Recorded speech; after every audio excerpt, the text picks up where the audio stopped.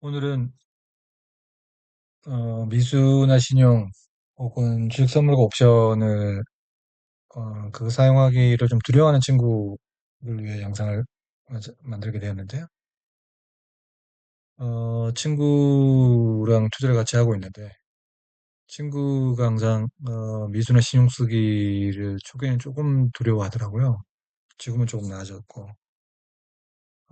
주식 선물도 지금 같이 좀 가르쳐주고 있는데 처음엔 두렵죠. 그 부담감 때문에 커지는 금액에 대한 부담감 때문에 좀 두렵긴 한데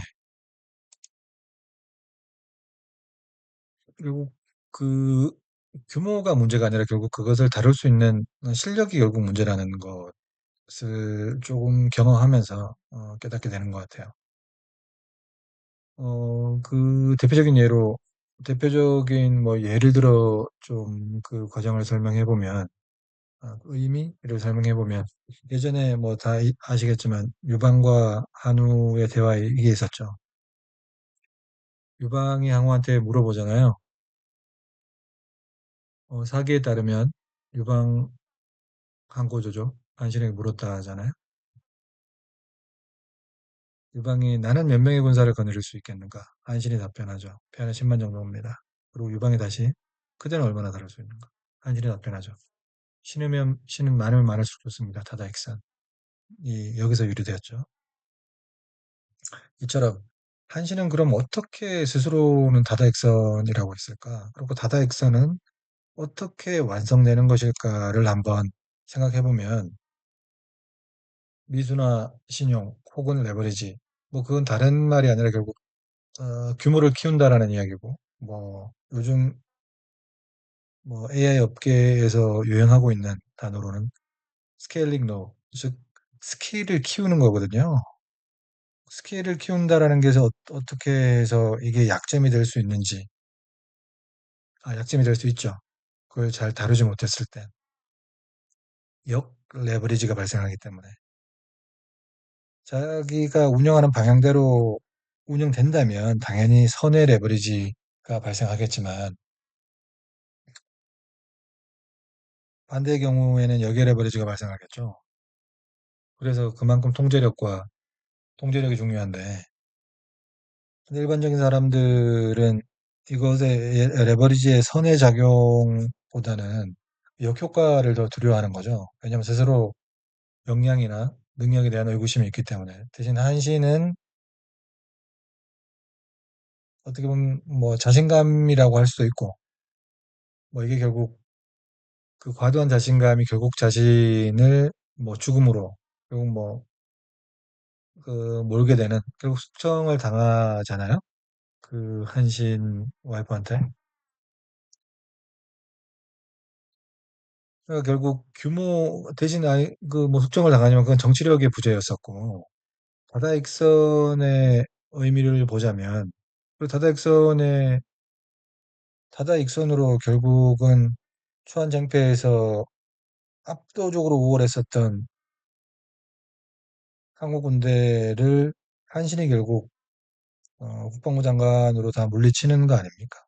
물리친다가 아니라 결국 그 쟁패에서 승리를 하게 되는 과정이었던 거죠.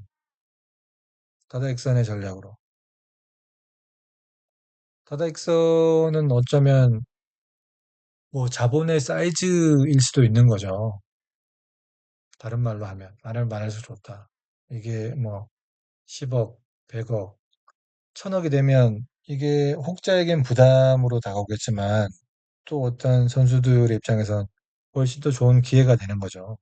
그걸로 플레이할 수 있는 뭐 전략들, 뭐 현물이건 선물이건 주식이건 옵션이건 한국과 미국, 뭐 브릭스, 기타 등등을 투자할 때가 사실 얼마나 많습니까? 뭐 상품 선물도 있고, 뭐 현물도 있고, 그 투자를 통해서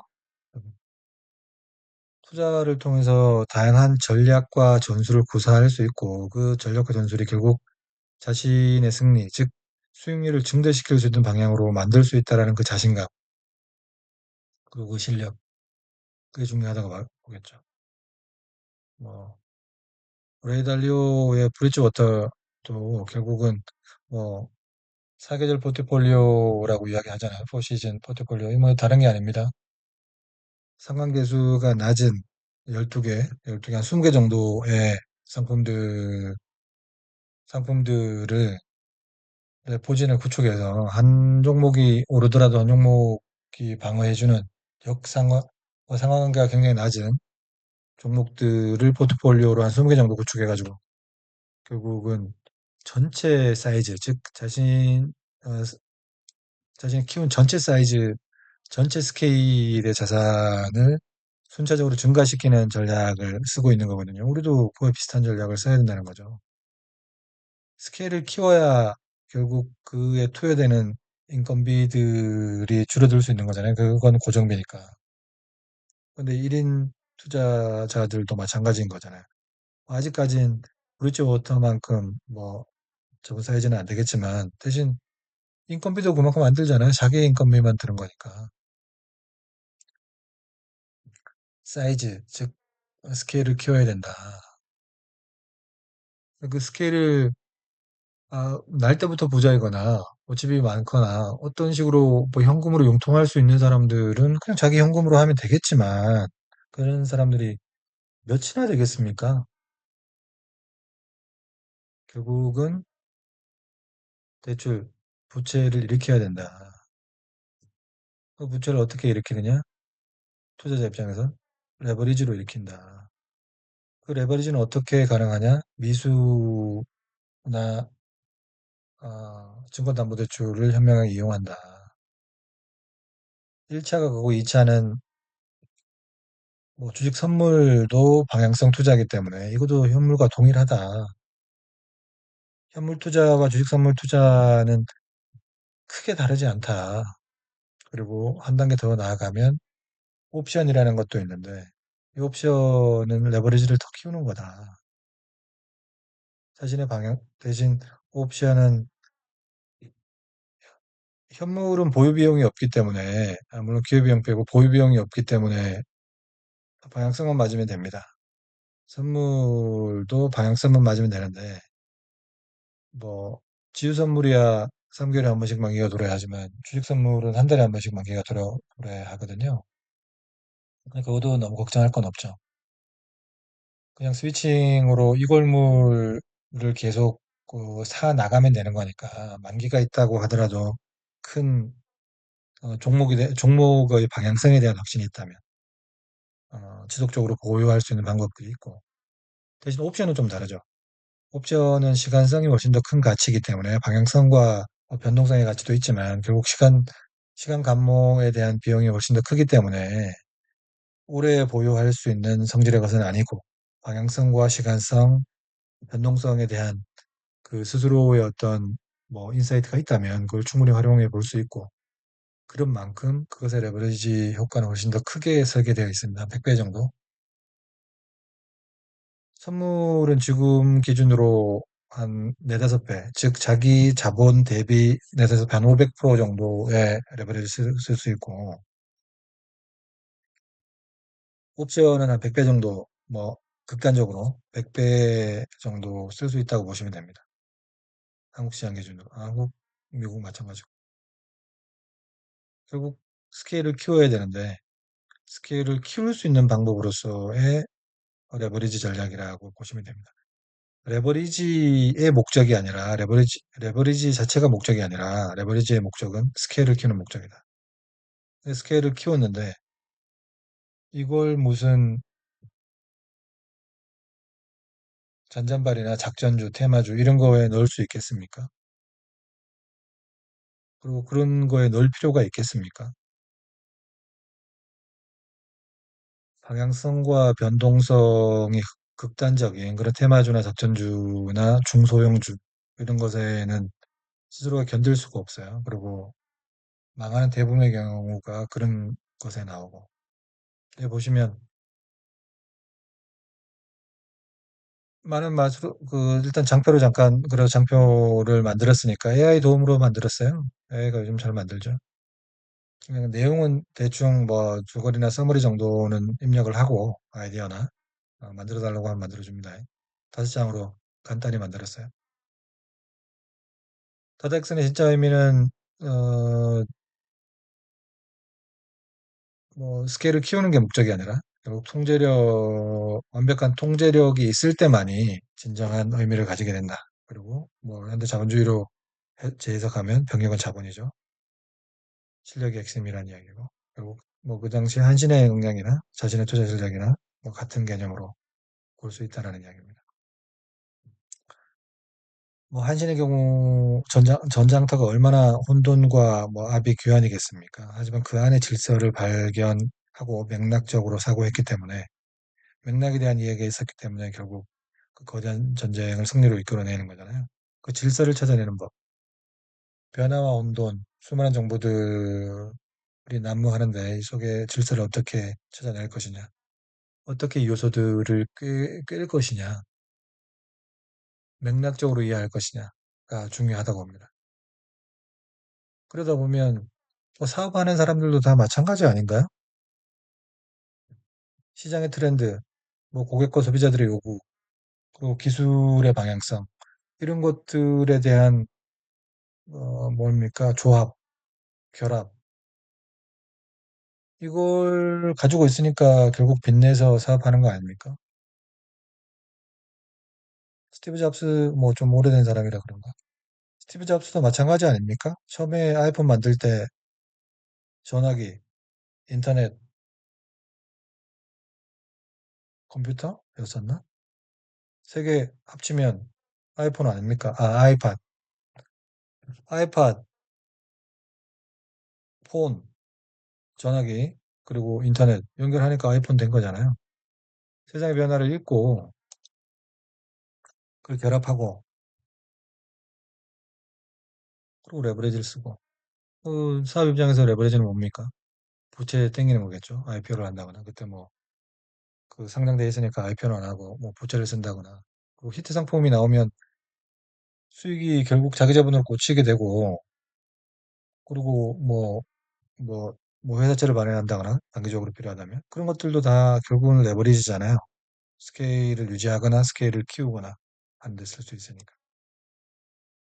그리고 마찬가지로 스케일을 키웠단 말이에요. 근데 지휘 못하면 패배하는 건 당연한 거겠죠. 레버리지는 돈이 아니, 아, 레버리지라는 것을 돈에 집중한다기보다는 확률을 확대하는 도구입니다. 어떤 식으로 확률을 확대한다? 사이즈가 크면 클수록 운영할 수 있는 전략들, 전술들, 기술들, 뭐, 이런 것들, 도구들, 이런 것들이 다양해지잖아요. 사이즈가 커지면, 금액이 커지면. 근데 초보자들은 일반적으로 뭐 추격 매수한다거나, 과도한 신용 레버리지를 한다거나, 혹은 손절 없이 버티긴다거나, 감정적 매동 매매를 한다거나, 이것들이 스케일은 있지만 기술이 없다라는 거죠. 확률을 확대하는 것도 아니고, 승리의 확률을 확대하는 게 아니라 어떻게 보면 망하는 확률을, 망하는 속도를 빠르게 할 뿐이죠. 이렇게 레버리지를 쓴다면. 대신 한신형 투자자들은 레버리지가 성공할 수 있는 확률을 높이는 경우로 활용을 하는 거거든요. 분할 진입하고 손실 제한을 하고 당연히 실패할 수 있으니까요. 시장을 구조적으로 분석해서 맥락적으로 이해할 필요가 있겠고 철저한 심통제를 통해서 그 레버리지가 잘 정의 방향으로 음의 방향으로 작동하는 게 아니라 정의 방향으로 작동해서 자신의 수익액의 속도를 높여주는 방향으로 속도를 높이면 수익액이 증가하게 됩니다. 수익률에 집중하는 초보 투자자와 수익액에 집중하는 한신형 투자자라고 볼 수 있겠죠. 뭐 지금 엔비디아가 마진 뭐 매출 총이익이 70%고 마진은 한 4, 50% 정도 될 거예요. 영업이익은. 삼성전자 영업이익 해봐야 뭐 최근에 좀 높아졌습니다만 뭐 일반적으로 좀 20%까지 올라왔나요? 현대자동차는 5에서 10% 정도예요, 영업이익이. 그런데 어떻게 그 많은 사람들이 잘 먹고 잘 사냐? 결국 사이즈가 크기 때문에 그래요. 우리도 개인 투자가들도 마찬가지 아닙니까? 스케일을 키워서 1, 2%만 먹더라도 100억에 1%면 1억이에요. 그렇죠? 100만 원으로 예를 들어 뭐 100% 수익해도 100만 원이고 스케일에 집중할 때다. 그리고 그 스케일에 집중하는 게 첫 번째고 스케일을 어떻게 키울까가 중요한 거고 그 다음은 한신의 예에서도 봤듯이 스케일을 키우는 것도 영향이지만 그 스케일을 잘 운영하는 게 더 큰 영향이다. 결국 망하기 때문에 그렇죠. 그래서 부도나는 회사들은 뭐 스케일을 못 키워서 망했겠습니까? 스케일을 키웠으나 키우는 과정에서나 키우는 것을 키운 것을 지속 가능하게 만드는 것에 있어서의 실력 부족 혹은 뭐 그런 것들이 있었겠죠. 이게 시간 속에 결국 검증받는 거니까 어떤 때는 성공하더라도 그것이 다음 시간대에서는 맞지 않을 수도 있기 때문에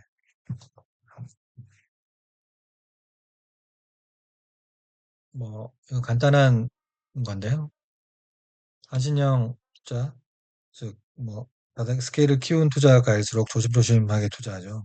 뇌동 매매하지 않고 그리고 뭐 취미나 재미 다트 게임으로 보는 게 아니라 사업으로 보기 때문에 사업을 뭐 당장 이렇게 합니까? 시장 조사도 하고 조금씩 해보고 그 사업을 확장해 나가는 형태로 진행해야 되는 거니까 뭐 정찰병 소액으로 하는 거고 뭐 본대로 투입하는 거고 뭐 추세 확인 다음에 그다음에 뭐 전체적인 맥락과 자신의 가설에 맞을 때 훨씬 더 큰 자금을 투자하고 투자한 자금은 또다시 추가 베팅 될 수 있는 자기순환적 구조를 만들 수 있는 역량이 훨씬 더 중요하다고 봅니다. 처음부터 풀 베팅 하지 마시고 자신의 가설이 하나하나 수익으로 결국 증명되는 것을 확인하고 추가하는 것들이 필요하겠다.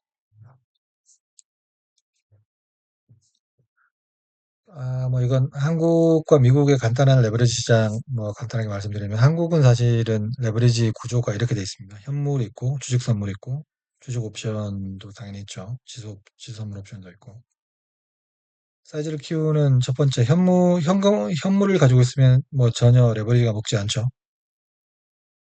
주식 선물은 자기 자본의 한 4배 정도. 현물인 경우에도 뭐 시간은 짧지만 미수 2, 3일 정도 쓸 수 있잖아요. 미수를 써서 레버리지를 증가하는 방법이 있고 그리고 미수를 쓰지 않는다면 뭐 한국은 주식 선물이랑 지수 선물이 발달돼 있기 때문에 그건 한 4, 5배 정도까지 쓸 수 있어요. 시간은 한 달 정도. 왜냐하면 주식 선물은 그 만기가 한 달에 한 번씩 돌아오거든요. 1년에 12달. 매월 둘째 주 목요일 돌아오고 지수 선물은 3, 6, 9, 12 3개월에 한 번씩 돌아오죠. 우리 레버리지를 키울 수 있는 방법은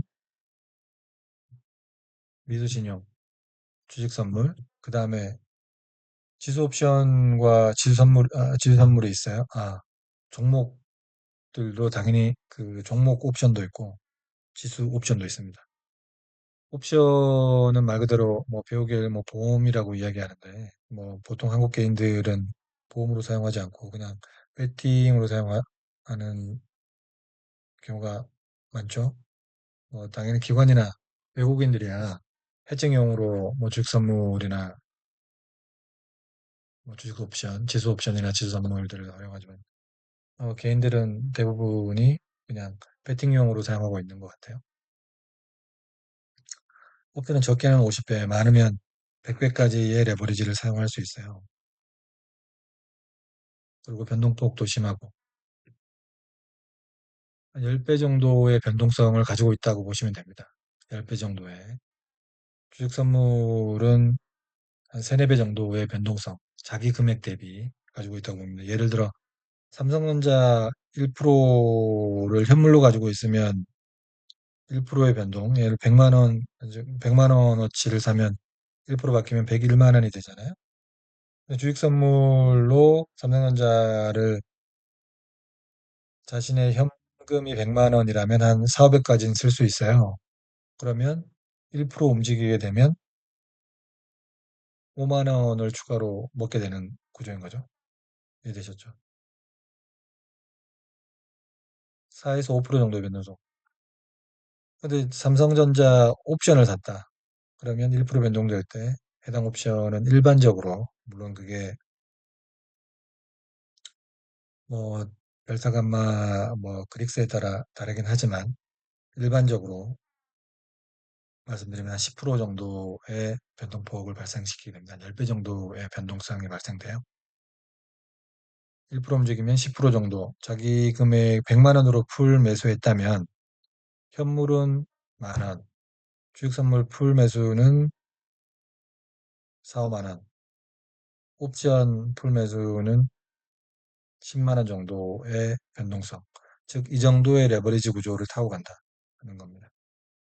미국도 마찬가지고요. 한국은 뭐 당연히 빠른 순환매나 테마주가 발달돼 있죠. 중소형주기 때문에 굉장히 변동성이 심하기 때문에 특별히 그 주의를 요하고요. 옵션은 말할 것도 없이 시간성이 갉아먹기 때문에 굉장히 위험하다, 또 훨씬 더 위험해지는 거고, 주식 선물은 그나마 조금 더 옵션 대비는 안정적이고, 현물 대비도 당연히 현물의 추세를 타고 가지만 레버리지를 썼기 때문에 뭐, 용 레버리지를 먹었을 때는 그만큼 위험해질 수 있다라는 거. 그리고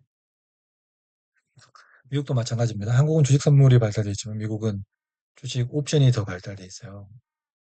주식 선물은 거의 거래가 안 되는 걸로 알고 있거든요. 이것은 거래가 안 됩니다. 안 되는 걸로 알고 있는 게 아니라 저도 주로 주식 옵션 중심으로 미국에서는 주식 옵션, 한국에는 주식 선물이랑 옵션 다 하는데 대형주만 되니까 한국에서 미국도 마찬가지. 미국 거도 키움증권에서는 몇 종목 안 돼요. 한 200종목 정도의 주식 선물과 옵션이 거래되고 있어요. 미국은 주식 옵션이 발달돼 있는데 주식 선물은 거의 없다시피 하고요. 그 이유를 보면 선진 금융 시스템은 결국 레버리지 싸움이다라는 것을 다시 한번 확인하게 되는데, 아까 전에 보셨듯이 레버리지 비율이 주식 선물은 4, 5배였는데 옵션은 10배 정도 가능하게 되잖아요. 결국 레버리지가 10배 가능하다라는 건 자기 자본 대비 수익률의 변동성이 10배 정도로 증폭된다는 이야기고, 그것은 결국 투자자 입장에선 자본 효율성이 그만큼 더 극대화될 수 있다라는 것을 어, 보여주는 거거든요. 선진시장일수록. 미국이 선진 금융시장이라고 한다면 훨씬 더 선진적이기 때문에 훨씬 더 큰 레버리지를 즐기고, 훨씬 더 큰 레버리지는 결국 자기 자본 수익이나 손실을 극대화시킬 수 있다라고 이해하시면 될 것 같습니다. 그럼 왜 레버리지나 스케일을 키워야 되냐? 원래 자본 사이즈가 큰 사람들은 그렇게 할 필요가 없겠죠. 그런 위험성, 당연히 레버리지는 효과도 있기 때문에 그런 위험을 칠 필요가 없겠죠. 그냥 채권 사면 되는 거겠죠. 채권이나 뭐 부동산 이런 걸로 하면 돼.